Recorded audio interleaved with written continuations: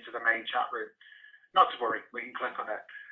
So as Marissa was saying, Marissa and I worked together on the ELT chat kind of project that's been taking place for about 3 years now, which is a community for teachers to share ideas and chat about English language teaching, which is Twitter and Facebook page. And we'll talk about that much later. Both Marissa and I are teacher trainers, and since we're both teacher trainers and we both enjoy being online, we both found that when we were preparing for a conference last year, we had a similar interest in terms of what being online can do for professional development, and the fact that these days there's a certain amount of autonomy that teachers can take when thinking about their professional development. So this is what this talk is about. And what we want to do is consider how a teacher can be autonomous, what kind of tools there are for them, and then towards the end, evaluate how a teacher can go about choosing something to do for their own professional development. So let's begin with this picture. And this is what Marissa and I would say is a typical picture, and I think most of us as teachers experience this feeling at some point or other in our career. Both Marissa and I have been in English language teaching for over 20 years, and we certainly both feel that this idea of feeling stuck, a teacher feeling stuck, is one that comes up quite often in our career. It's not a question of feeling stuck by the profession or not even that we're not doing a good job, but we're feeling stuck because you sort of know as a teacher that as you're teaching a lesson that things aren't going right, and as a result you might need you probably want to find a solution, and that solution is probably through some kind of professional development. So as a teacher, we start to think about ourselves, and we start to understand that something is not working, and we need to find some inspiration in order to take our career onwards and get back the love of the job that we have. So this talk is looking at how we can find those things out for ourselves, and therefore how we can find a way to stop this feeling of being stuck. Marissa. Sorry. I skipped my slide. Okay. One of the reasons that perhaps we feel stuck is because teachers are generally pretty passionate people, but they're also very usually quite tired people, because we have to do a job that doesn't look very unlike a juggling job. We have to so many different things to juggle with in our everyday lives that we forget what a complicated business teaching is. We have to have a mixture. Somebody is not able to see the slides. Okay, well, I cannot deal with that now, but I'm going back to the talk. We have to juggle things like our technical know-how, professional understanding, and our personal qualities, which perhaps are the most significant of the three dimensions. But to back all that up with things that have to do with knowledge of language, knowledge of methods and techniques, cultural awareness, knowing about the different approaches to teaching, materials design, and so on and so forth. So teachers are generally in a difficult position, and not one single course could possibly undertake to satisfy all that. And the more advanced the course is, the more specialized it is. So maybe we need some other solution to continue with our own learning on our own. Shaun. Yeah, sorry, I switched my mic off. That doesn't help, does it? So as teachers, we understand that professional development has many guises. I think we often feel, certainly from a face-to-face point of view, that professional development is attending a conference or attending a workshop, having a workshop in the school, perhaps doing some sort of training course. But of course, there are many things that could be professional development. some of these are what Marissa and I noted down as what teachers can do. So, for example, as we get more experienced as teachers, we learn to teach different levels of language. Or if we're a non-native speaker of English, we do a language development course. In order to develop our own language. And if we're a native speaker of English, then we probably do a language development course to understand how to teach the language that we speak, but we really don't understand often when we start to be teachers. So professional development is many, many things. Now, in the days before the internet became widespread, a teacher undertaking professional development had many what I would now call disadvantages. For example, to do a course, you often had to take time off work, you had to pay a lot of money, you probably had to travel somewhere to attend wherever the person was. And it was expensive if you lived in one country to get a trainer to go to another country, and so on. Even if you wanted to read a book, a methodology book about teaching, trying to find that, trying to source it, to get it to the place where you work is difficult and expensive. So prior to the internet and the development of the internet for teaching purposes, professional development, though was possible, had quite a lot of disadvantages to it. And of course, now that the internet has become widespread, we can start to think about a different approach and a different view for teacher development. The fact that the world is now smaller and the fact that we all connect together means that our opportunities for doing different types of professional development and different specialist types of teacher development are now more open. And so through the World Wide Web, we suddenly have this array of things that we can do. So we get, for example, we've gone from having a staff room in our school to having a global staff room. It's now possible to connect to teachers all around the world, as we're doing at this conference, and as many of us do on a daily basis through our Facebook groups and our Twitter groups. It's also possible to get hold of articles, which you probably had to subscribe to a journal before and get the journal sent to. There are so many blogs and things like that out there to read now. So getting hold of materials to develop ourselves and finding out what other teachers are doing is a lot easier than in the days that I just talked about before, when you couldn't get hold of the literature so easy. So we've gone from a position where actually accessing different types of professional development was difficult into a point of view where now there's so many types of professional development. Marissa. So from unlimited number of opportunities, and from just being able, perhaps, yes, just thank you very much for doing this. You click the X off for the chat for everyone. If you would like to raise something in the chat box, please click on the room tab so that we don't lose all your comments, because we can't really actually follow them. So from going on from limited opportunities, just a couple of keen people in our staff room, we have all these options open to us, and the options are so many that very often they're quite likely to confuse us and confound us and make a person who doesn't really know quite where to begin to just not know where to get started. And this is just a fun slide to show what you can feel like at the end of the day when you've been talking to people on the web or you've been browsing on the web. You can end up being with a number of open browser windows, and you really don't know how to save them, what to do with them. And connected and organized autonomous professional development means that perhaps you need to make some decisions. But the question is, of course, the big question is, how do you decide?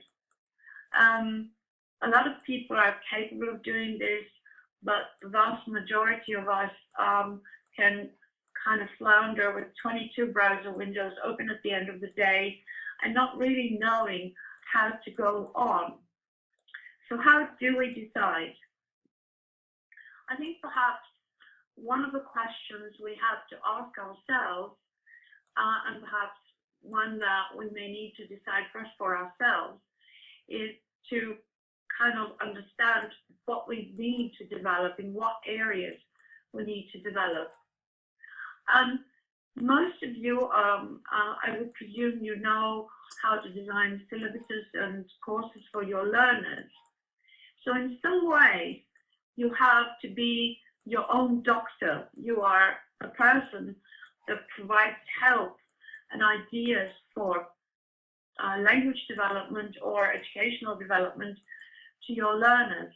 But being your own doctor, your own profiler might help you begin with some of the ideas that you need to develop, some of the areas that you might need to work on with regard to your own self. So doing your own needs analysis, you might want to use different tools and instruments. You might want to ask a colleague to come in to observe you, or you might want to videotape yourself.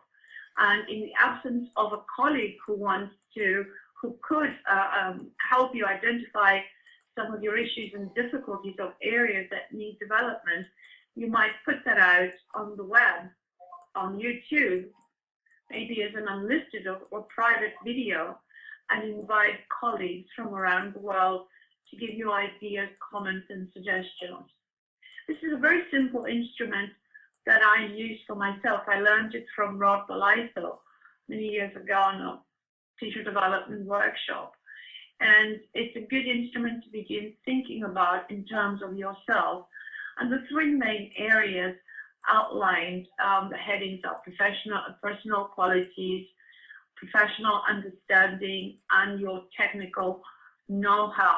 In a sense, it's who you are as a person, what your understanding of the background theory of learning, of teaching, of language learning and language teaching is, and your techniques, your methodology, your technical know-how, whether you know what to do in the classroom, is the last area. Under the headings, you might be putting down different things. This is a personal profile for me, but it's not necessarily going to be the same for you. And it's a good idea to set some goals for yourself. Who were you and what were you like at the beginning of your career as a teacher, or before training, perhaps even as a teacher? And what is your what is your personal goal for each area? And periodically you might want to track your progress, perhaps by putting in a little X, a little, maybe you might want to, oh, my pencil is not working. Okay, here it is. Maybe you might want to put a little X here. Oh, I'm doing so far so good. This is where I am now. I'm halfway through my technical know-how, or my drilling technique, or my educational technology knowledge. And then you might want to review that from time to time. This is just one idea, of course, but you also need feedback. You need to do some more. We've connected that with the concept of the 3 C's, and perhaps we've added a 4th. You need your critical thinking to be able to decide what sorts of things you need to develop in yourself. You need to collaborate with others and to be able to communicate your problems, your thoughts, your issues, and you need to develop your creative thinking skills, because developing autonomously or professionally, developing on your own, is not an easier task, but you might need to mobilize all you can do in order to achieve this goal on your own. Shaun? So we followed this idea of, as you can see from what Marissa was talking about, the critical thinking, collaboration, communication and creativity. And we kind of followed this model that is becoming talked about in teaching as a whole. This put forward by the Partnership for 21st Century Organisation, education, which was not obviously about teacher training, but I think the idea of critical thinking, communication, collaboration and creativity are fundamental if we're going to professionally develop ourselves in an autonomous kind of way. So we've used these C's. as a way of being able to evaluate and look at what's out there as a way of professionally developing. So we're going to change the first C a bit. Instead of collaborate, we'll just change it to connect. And obviously, the first way a teacher can start to think about professional development and looking at their profile that Marissa talked about and seeing how that can be addressed is by connecting with educators throughout the world. Obviously, people like yourselves and like us that all come to conferences like this and make those initial connections. And these days, there are many ways to connect with teachers all over the world with similar interests and different interests. But what I find incredibly enlightening is the fact that when you start to meet teachers in different countries, how similar all our issues are, or how similar all our goals are. I think when you work and live in one country, you tend to almost get isolated and think about that country as itself. But a teaching problem or a teaching or way of developing oneself is a global thing, and connecting just does address that. Of course, it's okay saying just go connect. How do you, if you start on Twitter or if you start on Facebook, who do you follow? Who do you find? Who do you connect with? And Marissa and I felt that one of the things to do was perhaps to use this term, which we've borrowed from business, this idea of a quality circle. A quality circle is usually, in the world of business, is a group of people getting together to assess a problem, try and find a solution to it and take something forward. In a sense, the people that you talk to in your own staff room, when you say, oh, I don't know how to teach the Magnum Perfect, or can I have an idea for a reading lesson, when you talk to those teachers and they respond to you, this is a small scale quality circle. But I think now, of course, as Debbie's saying, is through connectivism, the idea of this quality circle being spread around the world is one that we as educators can tap into. And clearly, there are a lot of online communities that are developing. As we said at the beginning, Marissa and I are two of the people that run an online community called ELT Chat. So this is one way that people can tap into other educators around the world. And I know, judging by some of the names that are in this room, I know that people partake in that. And as the online communities have grown, they've also got more specialised. So we've got ELT Chat, which deals with everything. Then we've got an organisation like EAP Chat, English for academic purposes. I think Tyson's actually in the room. Who looks after that one. You've got the community that shares pictures. I mean, something as simple as having a resource online, which is ELT Pics, an online community. And as we get as the communities grow, so they get more specialised. So, for example, the last hashtag down there, you've got Oz ELT, which is a community specific to obviously Australian teachers, although I'm joining, and a lot of us join in their chats because they're of interest to us all. So you've got these online communities, and you can see there underneath the site, you've got the TDC. We originally did this talk for the Teacher Development Special Interest Group of IATEFL. So you've got these special interest groups that are now communities online. Two others that are in this slide. You've got the A Planet community, which Marissa will talk about towards the end of the talk. And then the ITBI online community, again, of which some of you are members, which is a group of people from around the world blogging together, sharing courses together, and sharing information together. So this idea of the slide has disappeared. Has the moderator turned off our slides? Thank you. So the first step in autonomous professional development is perhaps finding the relevant online community for yourself. And having found that community, you need to build your PLN, don't you, Marissa? Well, it's true, and a lot of our PLN is in this room. So can we have a show of hands, please, of who thinks they are part of our PLN? Is this the end of our talk? Nobody puts a hand back.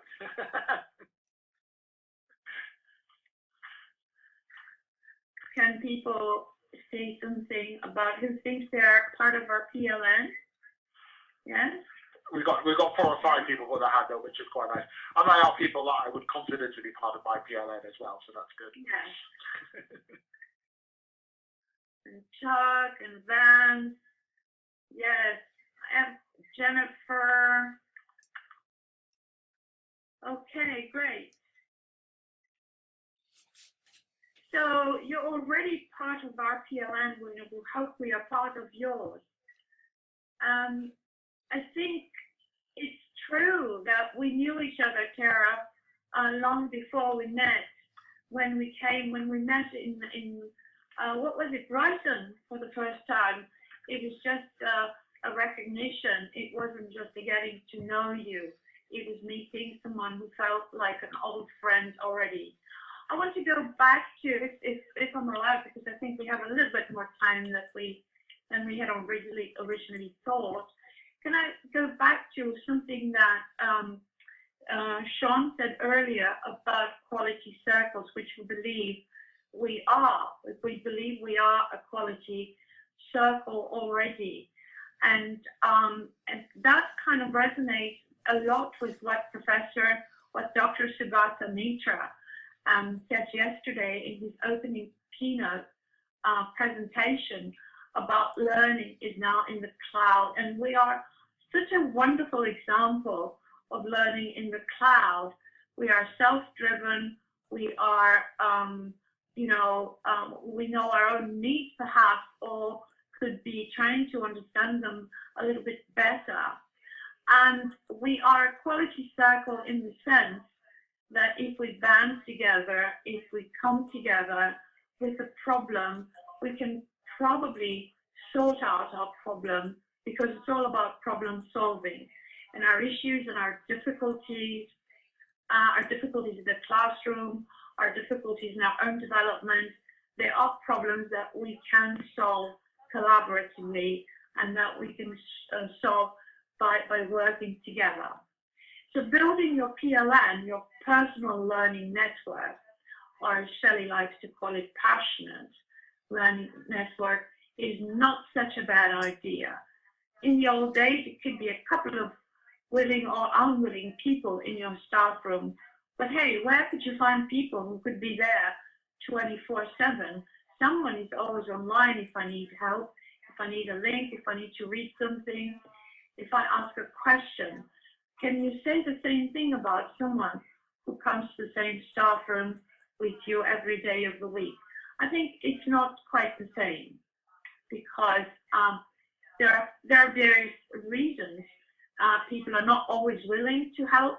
People are not always knowledgeable enough on every area in which you need help, and people are not always available. And collectively and collaboratively, we can have all that. So building our own personal learning network through social networking platforms such as Facebook and Twitter, which for me is the heart of online collaborative learning activities.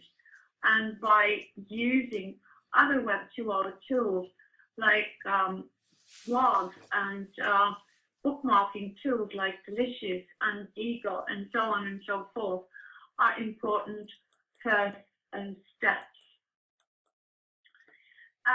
The other thing that we need to understand is that it cannot be any which way. I don't think I want to follow everyone I meet. I don't think I can learn from everyone equally well. So you really need to slowly build or join a circle of trust, because we are living in an age of technology. We are learning in the cloud. We are learning through using educational edtech tools.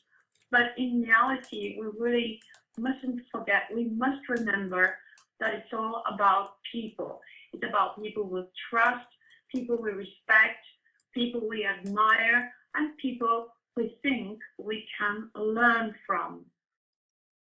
I don't know if you agree with this building or joining a circle of trust. For me, it's a very important part of my learning.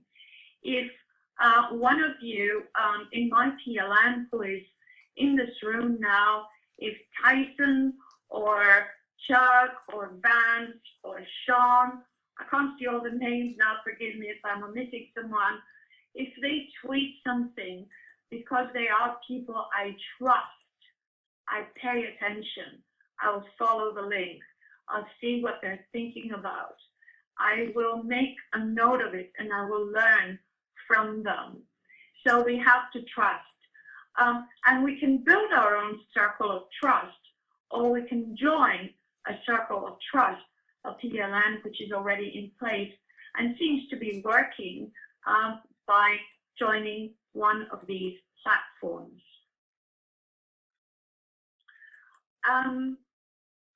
And sharing also is quite important. So it's quite significant to be able to use newer tools for sharing and curation, such as Pinterest, where we can also share and collaborate, and things like Scoop It, which how many of you know these tools, Scoop It and Pinterest and similar tools?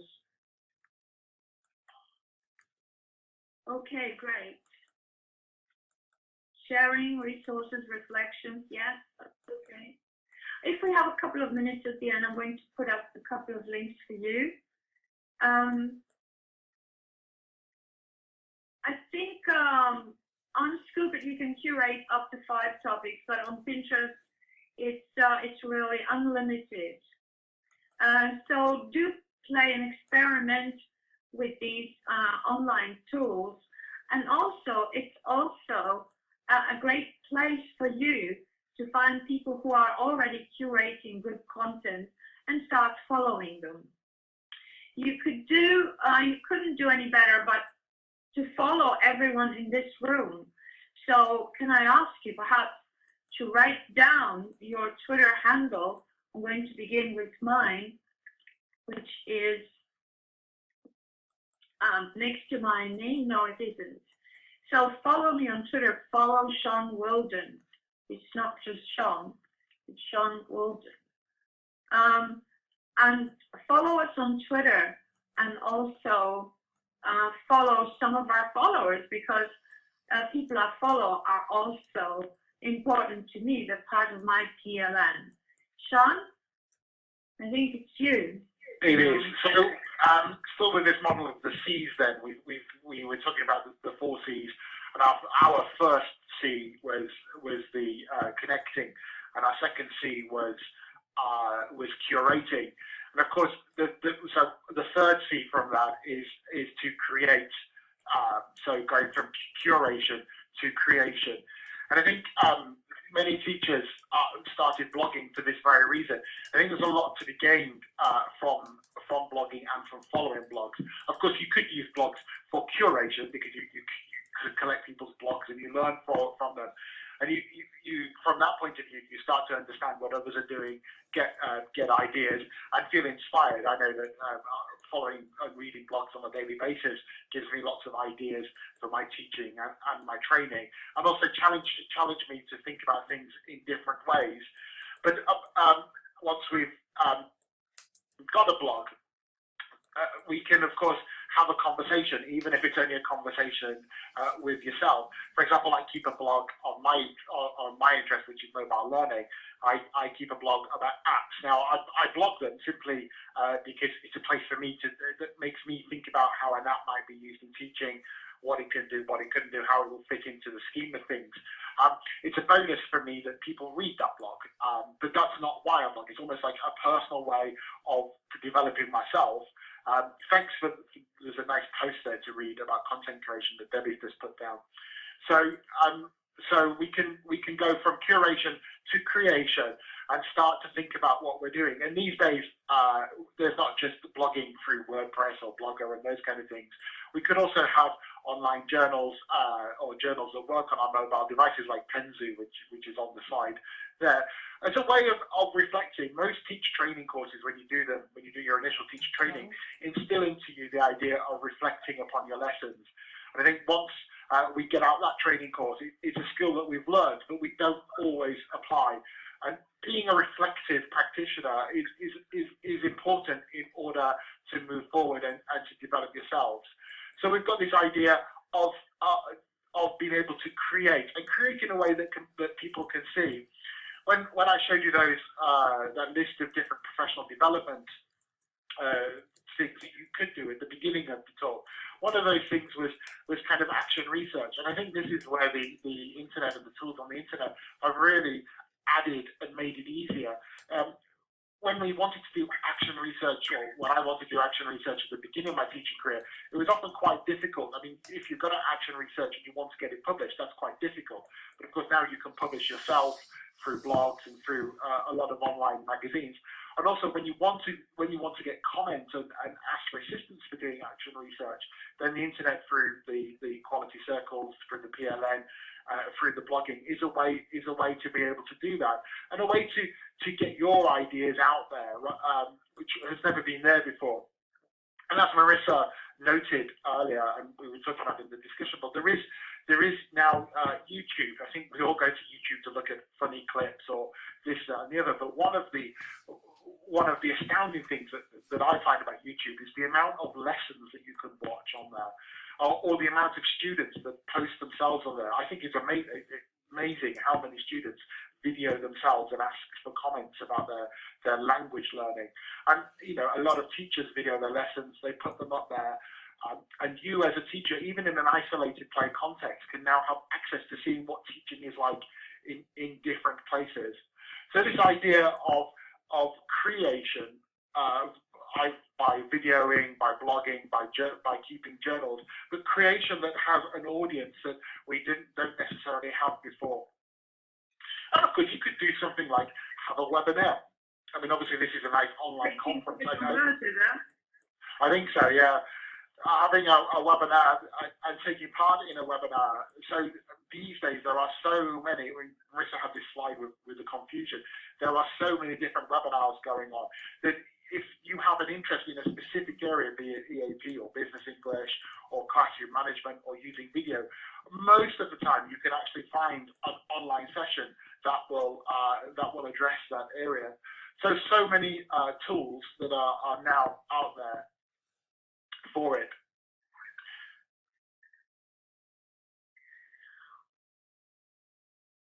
Is it me? It is, that's why I wanted to also say that it's quite important, just to add a little word to what Shaun was saying earlier about attend a webinar. I would say present in a conference like this. There's nothing that can boost your development than having an idea and researching it and having to present it to your colleagues. I think part of our development, my development, is because I have to present, because I have to communicate. I really try harder than I would if I wasn't sharing any of what any of the stuff I'm learning. Because I blog, I'm developing. It's not I'm developing and then I blog about it. My blog writing is part of my development. My Twitter chats are part of my development. So the other thing is collaborating and connecting, as in mentoring. And there was a great presentation by Thomas Lawrence earlier on mentoring, which you can access through the recordings of this conference. Mentor someone. Okay, you could mentor someone in your own school. Very often, there's colleagues that think, you're trying to get a job or whatever. It's sometimes easier to collaborate, to connect and mentor someone that doesn't really work with you. You could mentor someone by twinning, perhaps creating a wiki or a joint blog and experimenting together and writing down your reflections about your experiment. So that's a great idea for, we did a project called A Planet for EU, which I can try and show you the link for later. The other thing is that mentoring or collaborating in an experimentation type of cycle, which Shaun very rightly called it class research. It's not official research, but it's class research. helped you develop because you could select an area of inquiry, an area that you want to develop.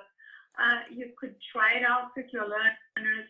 You could do some reflection, evaluating, reporting could be through blogging or through an online journal, and then sharing it with your twin, with your mentee or your mentor, or with the world if your blog is public. So the cycle of class research is not unlike the cycle of the quality circles that I mentioned earlier. Define a problem, select an area, try it out, design materials, design solutions, experiment, evaluate, reflect, and share.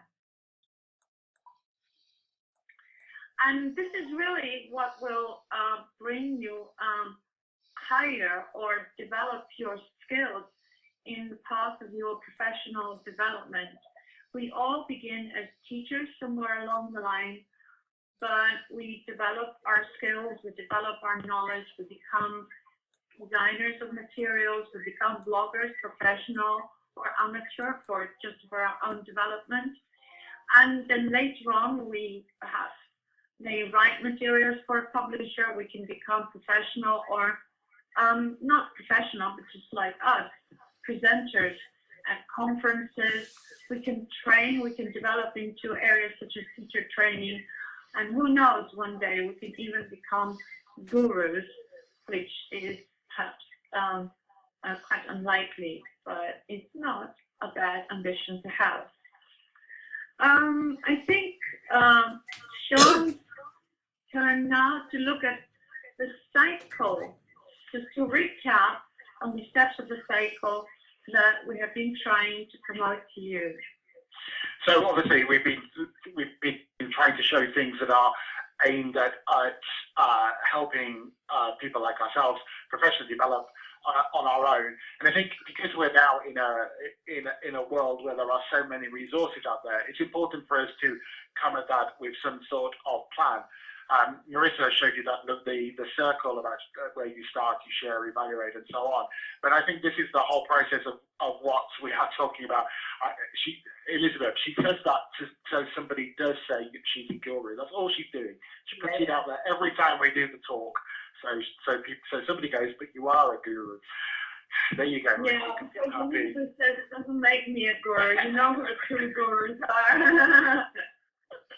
So what we tried to do at the beginning is of this talk is establishing what happens when a teacher's been teaching for some time, and how they no matter how good they are as a teacher, or how experienced they are, we all have this feeling from time to time that we feel we can be feeling stuck and we're looking for some inspiration. Marissa put forward that the best way to start to try and address this is to reflect upon yourself, your situation, and profile yourself as a teacher. Look at the disciplines that we put forward in the multidisciplinary chart of teaching, and decide which of those things you can do, which of those things you can't do, what other qualities you need to put. Don't make me laugh, Elizabeth.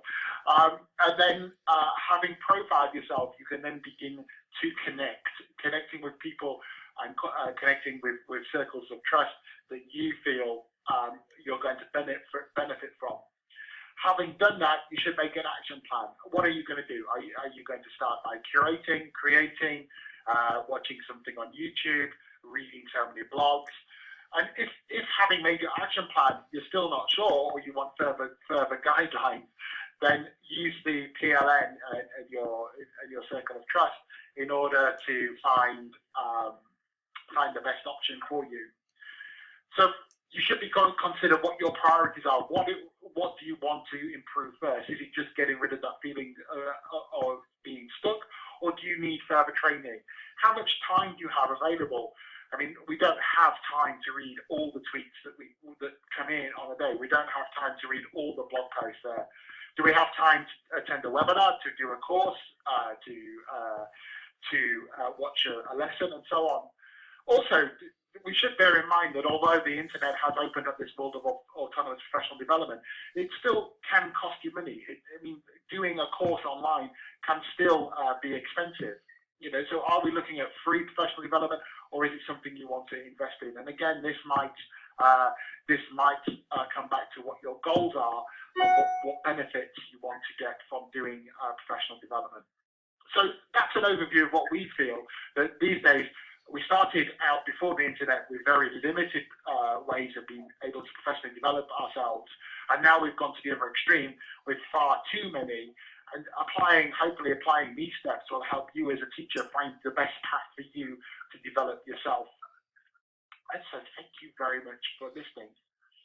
We'll take our last slide just to remind you about ELT Chat, which takes place every Wednesday. And since it was Marissa that started ELT Chat, I'll hand it over to her.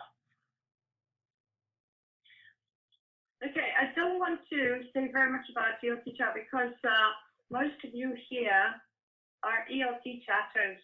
But for those of you who are not ELT chatters, I want to just very quickly take you to the opening page of our website, which explains to you if you would like to. I'm going to put the link in the text chat as well for you to save. This is the introductory page for those of you who don't know what ELT Chat is. It's a weekly conversation that happens twice around lunchtime and in the evening every Wednesday, and it's on Twitter. And every week we decide, like a good quality circle, we brainstorm some topics, we decide on some topics, we vote on which topics we want to discuss this particular week on the blog. And this is, if you add the word WordPress here, you can be taken to the blog. And this is the call that Shaun put out just today for our next Wednesday's ELT Chat. What would you like to talk about on 16th of October? And people generally go down to the end of the blog and write their ideas, their suggestions as comments. There's one comment already. Shaun reminded us that one topic from last week, which was too late for the poll, are IT skills necessary for ELT teachers. So that's going to go up on the voting poll when it's time for us to decide what we're going to talk. During ELT Chat, if you go on Twitter, we just discussed by using comments on our topic, and for every tweet, yes, I think you're absolutely right. There's so many good topics presented, and we might get topic suggestions for further discussion on ELT Chat, which is usually what happens after a conference. We're inspired and we want to continue the conversations on ELT Chat. So this coming Wednesday, we will be following the topics here, and then when the time comes at 12 o'clock GMT, or is it GMT +3? I can't remember now. But it's usually on the post. Then we meet online and we discuss our topic, and then somebody collects all the tweets and we present them as a summary. So here is an example summary on lesson planning that was a result of an ELT Chat, which our great colleague Rachel Roberts did, and she presented all the ideas that we discussed on a particular ELT Chat. I think can I just suggest that if you want to follow all the people who were in this room, perhaps you could go to the top of your screen, and when it says Blackboard Collaborate, I think there should be a save. You open that menu, there is a save option, and you can save the chat.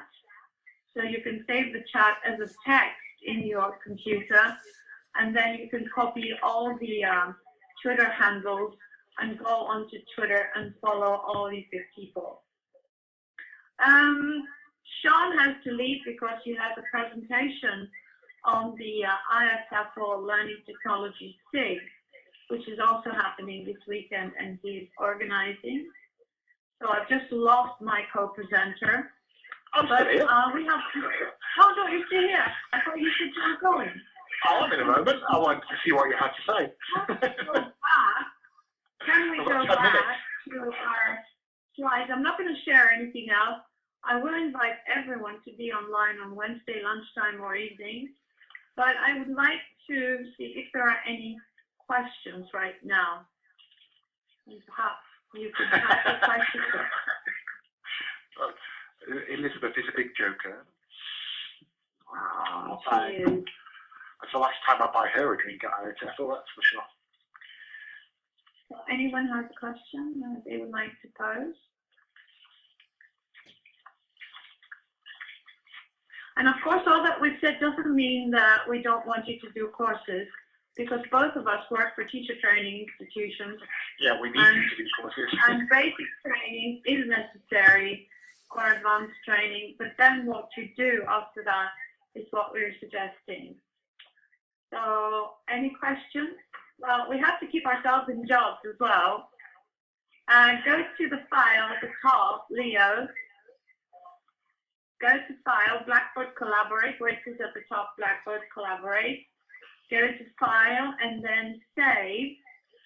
Thank you. Save Chat.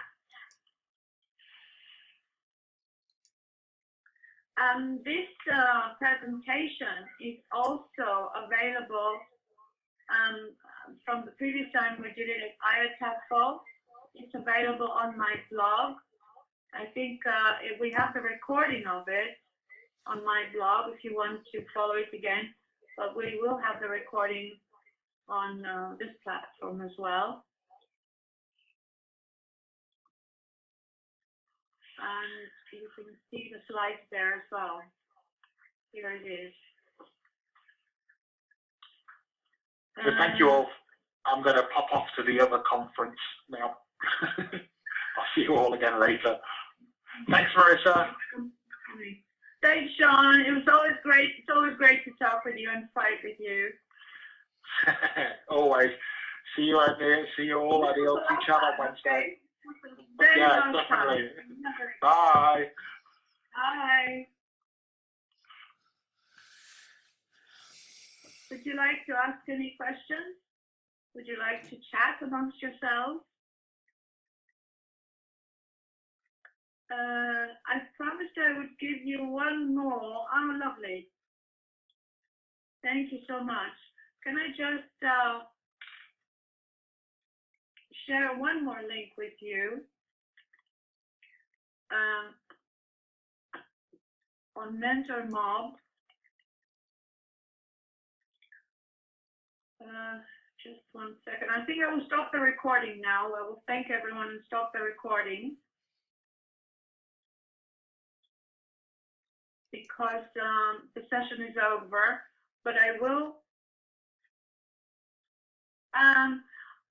Mercedes, we've stopped the subscriptions. I can subscribe you manually, because every day we had so many bots coming in to subscribe, 300 squiggly and very dubious addresses were trying to spam us, and it's, it was so much time to delete them all and sift through them.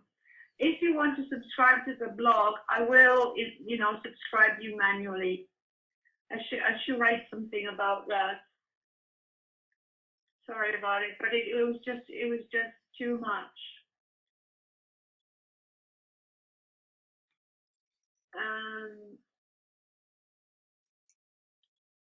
Well, I can't find the link now, but if you go to Pinterest or Mentor Mob, you can find my board by looking for my name, and you can find that's Mentor Pinterest.